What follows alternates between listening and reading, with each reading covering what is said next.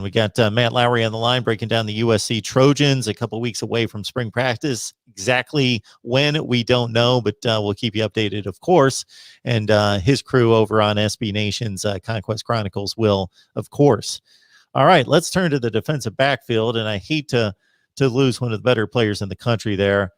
Talanoa Hufanga, I always loved watching him play. He was all over the place, making great plays, led the team in tackles for loss, sacks. He had 4 interceptions on the season, just a big loss. Yeah, it's hard to replace production like that when you have Talanoa Hufanga.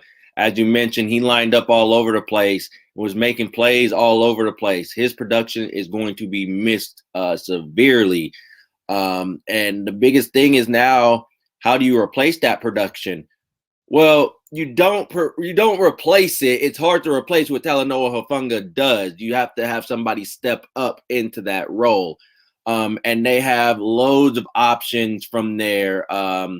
There's been talk about moving Greg Johnson to safety. There's been talk about moving him to safety and having somebody else step into that nickelback position, whether it's Max Williams or Britton Allen. You would have to think Max Williams will slot into the nickelback situation, moving Greg Johnson over to safety to try to replicate that, which means now, and this is some good news here, you have Isaiah Palomau who also returns. Now, if you lost him and Hufanga, now you're really talking about trying to replace production at the safety position. But Polamalu is somebody, he doesn't provide the same production as Hufanga, but again, somebody who is solid and a veteran at safety who you can rely on. You can move him to strong and move Johnson to free, or you can have Johnson at strong and move Hufanga to free. Either way, it could work out, and you have Max Williams at the nickel position. But if not, then you have to look at where you go from there to replace that production. You have, I believe you have Chase Williams, who's also coming back. If I'm even getting the name right, you have him coming back. Again, you can go a number of ways at the safety position. Now, another guy we are not bringing up, whose production is going to be, and by the way, it is Chase Williams. So, but another guy that we're forgetting, and who's gone for the NFL draft, is Elijah Griffin. Elijah Griffin was very solid at his position because not many people threw his way. He was pretty much on an island, one of the Pac-12's top corners, if not, I believe, the top corner in the Pac-12. He's gone for the NFL draft. So how do you replace his production? Well, you have Isaac Taylor Stewart, who probably slots in on opposite of Chris Steele. We know Chris Steele has one side locked down. You have the other side. Is it Taylor Stewart? Will he take that spot? That could be a possibility. You have Adonis Ote, who could also slot into that. Or you have a freshman, an interesting freshman at that. You have Sayer Wright, who is an incoming freshman, could also see some good playing time. Now, again, the interesting thing about him, he won't be on campus in the spring.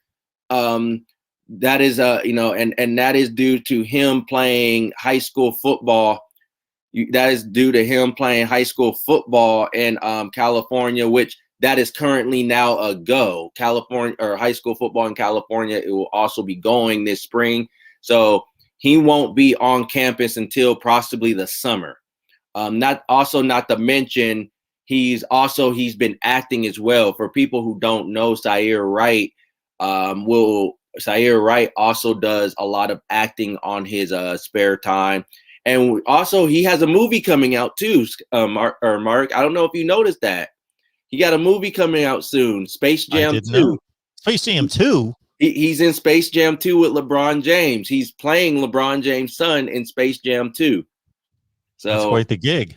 So it is. So but he could also see some playing time as well. I wouldn't be surprised. Again, he's one of the top corners in California. Could also see some playing time as well. But USC, they're still in a good place in the secondary. Although you lost Talanoa Hufanga, that's going to be noticeable. You lost Elijah Griffin. That's going to be noticeable. That we're not saying it's not going to be noticeable, but USC, I think, have the guys who have enough game experience, who have enough experience and enough, how can I say it? They have enough experience to get them by this season in the Pac-12. So again, in the secondary, the possibilities from the current recruiting class, and as Matt pointed out, pretty much all the early enrollees are on the offensive side, pretty much. So you got Sierra Wright. Yeah, we talked about him, and then catch him in Space Jam too. But 6th-rated cornerback in the country, right out there in LA. Prophet Brown's another top prospect. He must be a junior college guy based on his rankings here. So you got Prophet Brown. He's out of Intercom High School in Sacramento. Prophet Brown is I don't think he's an early enrollee, but he committed quite a while ago. Okay.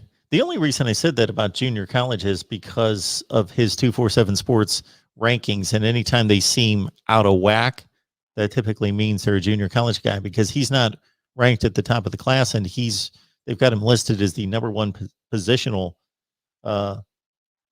Actually, I think they got him at number 11 cornerback in the country. Okay. And then we won't forget about Xavier Alford coming in from Texas as a transfer at safety, and he could provide some help. We certainly talked to you about his transfer, and he played at Texas, so he's got experience.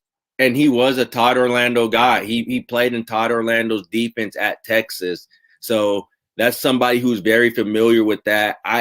I wouldn't be shocked. And again, if they don't move Greg Johnson to safety like the talk has been, then I could see him starting when week 1 comes around, when they play San Jose State.